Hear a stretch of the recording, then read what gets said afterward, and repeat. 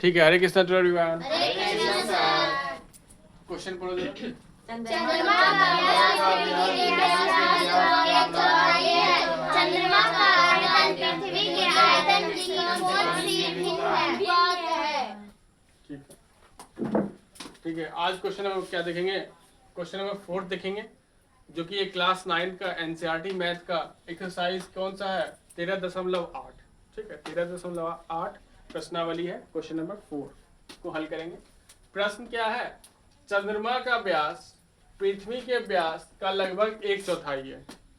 तो चंद्रमा का व्यास पृथ्वी के व्यास से कितना है? 1/4 यानी 1/64, 1/4।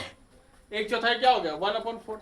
अगर हम मान लें पृथ्वी का व्यास d है, ठीक है, और चंद्रमा का व्यास स्मॉल d है, ठीक,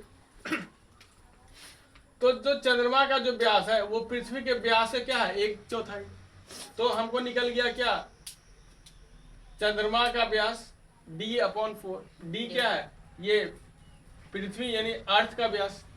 पृथ्वी के व्यास से चौथाई, 1/4 या 4 से भाग देने पर क्या निकल जाएगा हमको? चंद्रमा का व्यास। लेकिन आयतन के सूत्र में हमको व्यास तो रहता नहीं है, त्रिज्या रहता है। आयतन के गोले का आयतन का सूत्र हम जब लिखते हैं 4/3 πr³ लिखते हैं। r चाहिए हमको। तो इस अगर व्यास कैपिटल D है तो हमको त्रिज्या निकालने के लिए क्या करना पड़ेगा? 2 से भाग देना पड़ेगा। तो D में 2 से भाग देंगे तो d/2। ये क्या आ गया? रेडियस ऑफ अर्थ, पृथ्वी का त्रिज्या RE बराबर d/2। ये आ गया इतना। ठीक है, इसका हम इस्तेमाल करेंगे। अब देखो वही चंद्रमा का व्यास d/4 है ना। अगर d व्यास है पूरा d/4 और हमको निकालना है त्रिज्या। जब भी त्रिज्या निकालेंगे व्यास में 2 से भाग देते हैं, तो यहाँ भी d में 2 से भाग देंगे तो क्या हो जाएगा? ये 2 इससे मल्टीप्लाई हो जाएगा तो क्या हो जाएगा? d/8। कितना लोग को यही समझ में आ रहा है सर यहाँ कैसे हो गया? आगे समझ। तो d/8 हो गया चंद्रमा का त्रिज्या और d/2 हो गया पृथ्वी का त्रिज्या। अगर ये दोनों त्रिज्या निकाल पा रहे हैं प्रश्न पढ़ के तो ये प्रश्न हल हो गया। ज्यादा कुछ नहीं इसमें, और सूत्र याद होना चाहिए। तो क्वेश्चन में क्या बोला कि चंद्रमा का आयतन और पृथ्वी का आयतन दोनों अगर बटे में लिखेंगे तो भिन्न निकलेगा, p/q के फॉर्म में।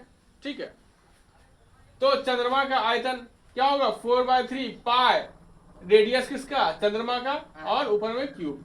पृथ्वी का आयतन क्या होगा? 4/3 पाई r किसका? पृथ्वी का, और क्यूब। अब देखो पाई ऊपर पाई नीचे कट गया, 4/3 ऊपर 4/3 नीचे, ये भी कट गया। ठीक, अब क्या बच गया? त्रिज्या, चंद्रमा का त्रिज्या, और क्या बच गया? पृथ्वी का त्रिज्या। इसके दोनों के ऊपर क्या करेंगे? क्यूब करेंगे। ठीक है, क्यूब करेंगे तो अब देखो जो चंद्रमा का त्रिज्या है वो हमारा क्या निकाले हैं?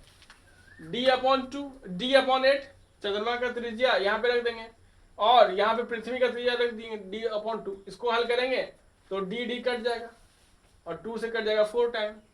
समझ गया? यहाँ पे कैसे है? d/8 डिवाइड में है d/2 के। आया ये बात? और जब इसको गुना करते हैं तो क्या बन जाता है? d/8 गुना 2 ऊपर चला जाता है, d नीचे चला जाता है, ये कट जाता है 2 4। यही किया है आप। ठीक, आया बात समझ?